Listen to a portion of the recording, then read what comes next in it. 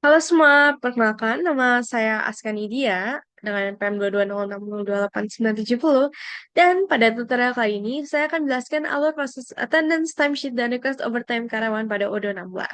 Sebagai pendahuluan, jadi modul attendance, timesheet, dan request overtime yang akan kita gunakan itu akan memudahkan tim SDM untuk melakukan perhitungan terhadap gaji overtime, merekap kehadiran, hingga memantau pekerjaan karyawan. Nah, materi yang akan jelaskan meliputi bagaimana cara karyawan melakukan attendance, melihat daftar kehadiran karyawan, serta melakukan request terhadap actual overtime. Yang pertama adalah proses attendance. Pertama, kita akan pastikan terlebih dahulu bahwa modul attendance telah berhasil diaktifasi. Jadi kita ke halaman apps dan gunakan search bar untuk cari attendance. Jika sudah diinstal, akan tulisannya installed. Selanjutnya, kita akan melakukan attendance pada 3 akun employee yang berbeda. Untuk mempermudah proses, saya akan menggunakan multi-user, multi-browser.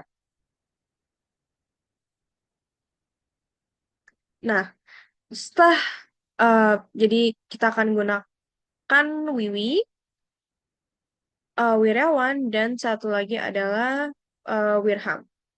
Selanjutnya, setelah login pada salah satu akun, nah pada kasus ini saya akan menunjukkan contoh untuk Wiryawan.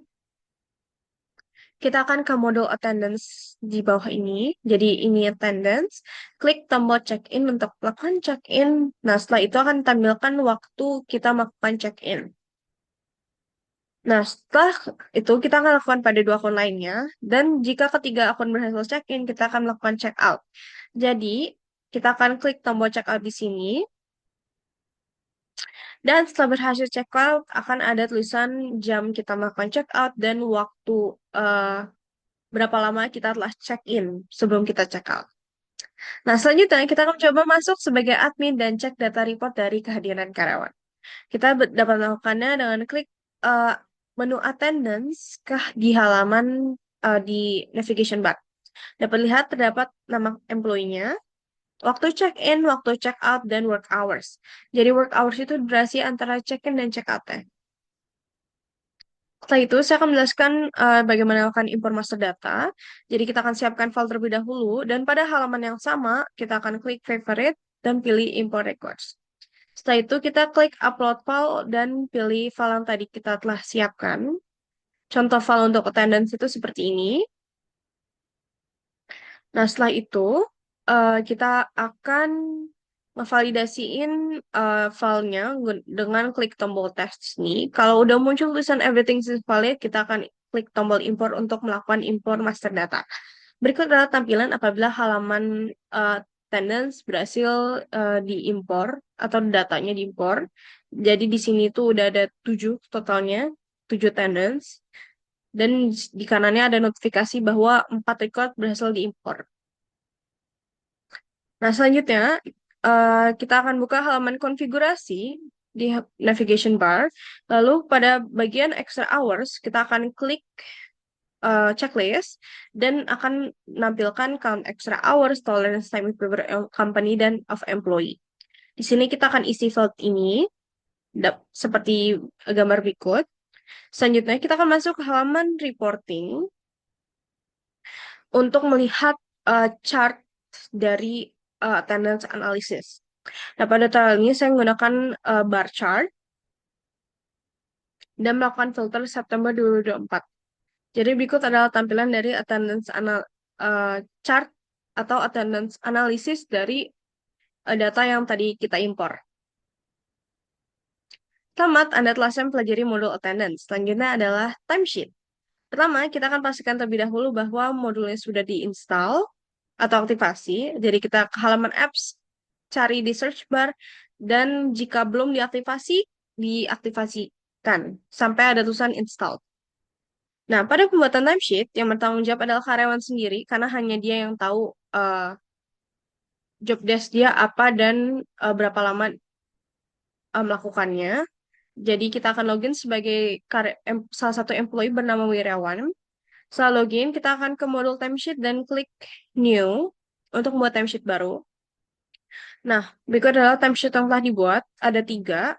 Isinya itu ada date, project, task, dan description, serta hour spent. Di bawah sini adalah kumulatif dari hour spend, yaitu 12 jam dan 17 menit.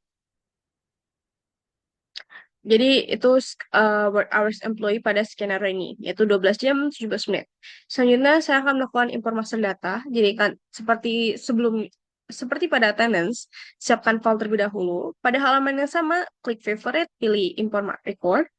Lalu kita klik tombol upload file dan pilih file yang telah disiapkan tadi. Sebelum import, kita akan klik tes dulu untuk validasiin isi file. Kalau ada everything is valid, klik import. Nah, selanjutnya itu, bicara tampilan apabila sudah diimport dari master data. Dapat dilihat bahwa yang tadinya ada 3, sekarang ada 6. Ini 3 paling bawah itu yang ditambahkan. Dan di sini juga dapat dilihat bahwa akumulasi dari hour spend itu bertambah. Jadi 18 jam 17 menit. Selamat, Anda telah selesai mempelajari modul timesheet. Nah, selanjutnya adalah proses request overtime. Pertama, kita akan melakukan instalasi dan aktivasi modul overtime. Ya, sebelum melakukan request overtime, kita perlu download terlebih dahulu. Dapat diakses menggunakan link ini. Setelah itu, kita akan klik tombol for v16.0. Setelah modulnya itu akan di-download dalam bentuk zip. Nah, setelah itu, kita akan lakukan ekstrak zip dan pindahkan file folder ORMS overtime-nya ke dalam folder add-on di dalam folder Odo untuk Odo SOL kita. Selanjutnya, kita harus pastikan bahwa Pandas sudah terinstall di laptop. Jadi untuk Windows, karena saya menggunakan Windows, jadi saya menggunakan command prompt. Lalu saya ketik command docker exec kontainer dari Dockernya, Python 3, step C, kutip import pandas spd, titik koma print pd underscore version. Di sini akan muncul versi dari Panda yang kita punya. Hal itu menunjukkan bahwa kita sudah punya Pandas terinstall. Kemudian kita akan login sebagai admin, jadi kita akan buka halaman apps lagi, klik modul update dan klik update untuk agar modul yang kita tambahkan muncul dan kita akan aktifkan dengan dengan gunakan search bar untuk cari modulnya dan klik activate untuk mengubahnya jadi installed. Selanjutnya, kita akan coba masuk ke halaman tersebut. Jadi, kita akan buka app list dan pilih opsi overtime request. Jadi, berikut adalah tampilan kalau udah diinstal. Selanjutnya, kita akan membuat kontrak employee. Nah, sebelum mulai, pastikan terlebih dahulu bahwa kepala seksi divisi atau atasan dari employee yang akan kita gunakan, yaitu Wiryawan, mendapatkan hak akses sebagai administrator pada modul kontrak. Jadi, kita akan buka setting user menggunakan user admin di sini. Dapat lihat saya login sebagai admin. Uh, lalu setelah klik setting user, kita akan pilih atasannya. Atasan yang dari Wiryawan, employee yang saya gunakan adalah Winda. Jadi kita akan klik Winda. Lalu kita akan ubah role-nya itu jadi administrator pada bagian kontrak. Dapat lihat di sini. Selanjutnya, kita akan login sebagai kepala seksi. Jadi kita akan login dari admin dan masuk sebagai Winda. Dan kita akan masuk ke modul employee. Jadi di sini, di dalam modul employee, kita akan pilih akun apa employee yang akan dibuat kontraknya, yaitu akun employee yang akan saya gunakan adalah Wiryawan. Setelah itu, setelah diklik, kita akan klik tombol zero kontrak yang akan mengarahkan kita ke halaman Wiryawan Contract History. Di sini kita akan membuat kontrak baru dengan klik tombol create. Nah, setelah itu kita akan isi semua field yang tersedia. Jadi berikut tampilannya apabila sudah dibuat. Dan jika dilihat setelah dibuat berikut namanya itu adalah nama kontraknya adalah Wirawan underscore npm saya. Dapat dilihat di sini bahwa monthly wage belum di-set dan statusnya itu masih new atau ya masih new. Selanjutnya kita perlu masukkan gaji karyawan serta upah lembur yang belum kita masukkan tadi.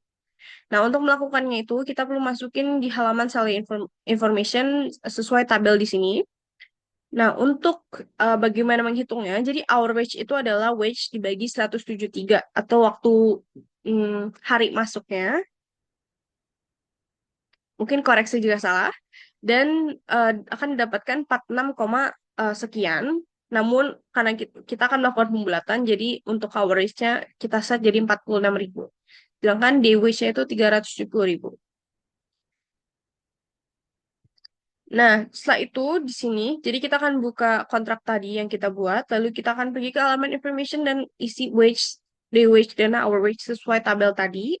Lalu di sini itu ada yang eh, kita akan klik tombol di sini running ini untuk mengubah menjalankan kontrak. Jadi statusnya itu akan berubah jadi running. Dapat lihat di sini juga bahwa monthly wage jadi 6 juta, 8 juta dan statusnya jadi running. Setelah itu kita akan mengatur hak akses lagi. Jadi untuk yang bisa mengatur hak akses itu admin doang. Jadi kita akan log out dari Winda dan masuk sebagai admin.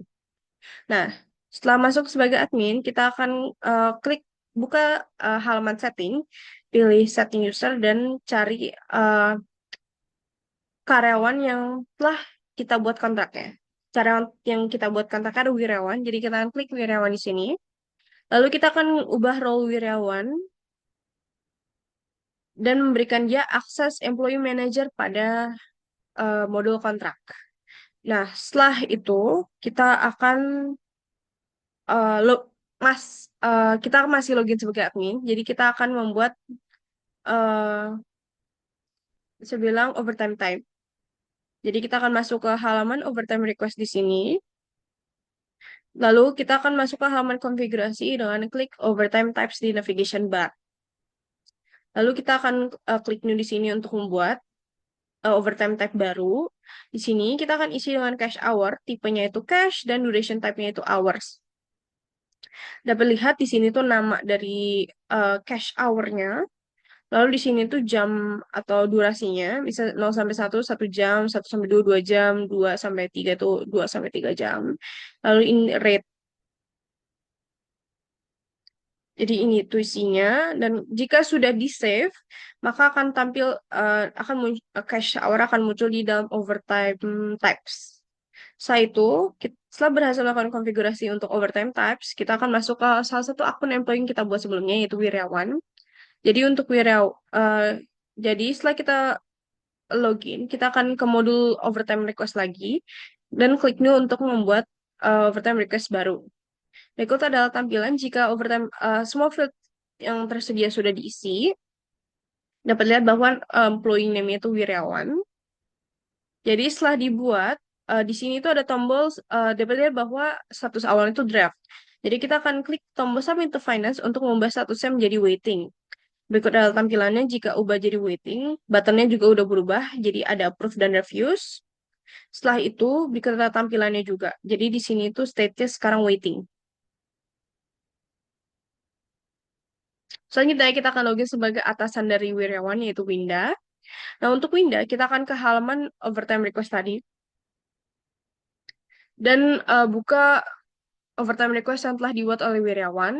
Dan di sini Winda akan mengisi overtime type-nya dengan cash hour yang telah dibuat sebelumnya. Lalu untuk overtime amount setelah cash hour-nya dikasih tipenya, jadi overtime amount-nya itu akan secara otomatis dihitung oleh Odo. Jadi kita nggak perlu hitung secara manual lagi.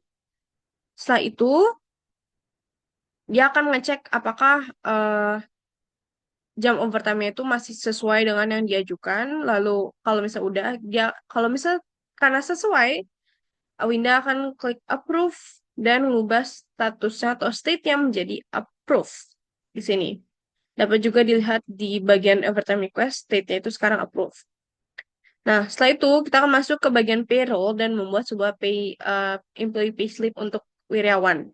Jadi kita klik tombol new, lalu isi data semua field yang tersedia. Setelah itu dapat dilihat di sini bahwa di sini tuh ada gaji gaji apa Wiryawan secara general. Ini number of hours dia bekerja, number of days dan kode dan description-nya. Di kontraknya juga. Lalu dapat lihat ada lagi namanya other inputs di bawah tabel ini. Di bawah tabel workdays itu, di sini tuh ada overtime dan bisa dibilang uang lemburnya yaitu 253.000. Nah, setelah payslip dibuat, akan muncul di employee payslip yaitu nama employee-nya, nama payslip-nya, tanggalnya, dan statusnya itu masih draft. Setelah itu, kita akan membuat overtime lagi. Jadi, kita akan isi field yang ke overtime request menggunakan akun Wiryawan. Oh iya, jadi untuk mengajukan overtime itu, kita udah bukan menggunakan Winda lagi, tapi kita udah ubah menjadi nama karyawannya, yaitu Wiryawan. Employee-nya, apa? akun kita akan gunakan akun employee-nya yaitu Wirawan. Jadi kita akan klik overtime request, klik new seperti tadi, isi semua field dan setelah itu kita akan submit to finance untuk mengubah statusnya jadi draft jadi waiting. Setelah itu, setelah overtime request dibuat, dapatlah di sini bahwa statusnya itu sekarang waiting. Setelah itu, kita akan kembali lagi login menjadi Winda, kepala atau atasannya. Lalu kita akan ke halaman overtime request yang telah dibuat sebelumnya, yaitu dengan kode OVT strip 000002 di sini. Nah, setelah dilakukan pengecekan, ternyata pengajuannya, oh ya, kita akan isi overtime type-nya jadi cash hour dan amount-nya itu akan dihitung secara otomatis. Saya lakukan pengecekan, ternyata pengajuannya itu nggak sesuai dengan jam kerja, makanya itu kita akan melakukan penolakan. Jadi di bagian di halaman ini kita klik refuse. Nah, setelah di refuse, statusnya itu dari waiting berubah menjadi refuse atau state-nya berubah. Nah, berikut adalah tampilan di dalam overtime request apabila wirawan eh apa di refuse. Di sini dapat lihat bahwa di bagian di bawahnya overtime request yang di approve ada yang di refuse di sini. Jadi total overtime request Wirawan itu ada dua, satu yang di review, satu yang di approve. Selamat Anda selesai mempelajari modul overtime request. Selanjutnya adalah pertanyaan. Nah, dengan banyaknya attendance, buatlah template mengimpor master data. Nah, jadi berikut adalah master data untuk attendance. Di sini itu ada nama dari employee-nya, di sini jam check-in dan jam check-out. Nah, untuk work hours itu aslinya opsional untuk diisi, karena secara otomatis ketika kita mengisi check-in dan check-out, Odoo akan menghitung work hours secara otomatis. Jadi ini juga aslinya bisa dikosongin kalau mau. Dan selanjutnya apa dimaksud dengan tolerance time in favor of company and tolerance time in favor of employee pada konfigurasi count extra hours module attendance. Jadi untuk time in favor of company, jadi dia itu batas toleransi waktu yang menguntungkan perusahaan di mana sistem itu nggak nganggap tambahan waktu karyawan itu sebagai extra hours atau jam lembur. Sedangkan kalau misalnya tolerance time in favor employee, jadi batasan hoursnya itu menguntungkan karyawan di mana jam tambahan dia itu dianggap sebagai extra hours atau jam lembur. Dan jika total waktu yang tercatat atau yang di-log pada hari itu kurang dari jam kerja yang ditentukannya, tetapi masih kurang juga dari masa tenggang yang ditentukan, jadi karyawan itu nggak dikenakan sanksi atas pengurangan jam kerja mereka. Nah, jelaskan perbedaan antara overtime request dengan tap cash dan leave. Nah, untuk tap cash, jam lembur yang dilakukan itu akan dihitung dan dikompensasi dalam bentuk uang tunai sebagai tambahan pada gaji mereka atau slip gaji seperti yang kita lakukan tadi pada modul overtime request. Nah, sedangkan untuk type leave, jadi jam lembur yang dilakukan itu bukan dibayar dalam tunai, melainkan dalam bentuk cuti tambahan. Semoga artikel ini bermanfaat bagi teman-teman semua. Sekian dari saya, terima kasih sudah membaca. Sampai jumpa di artikel berikutnya.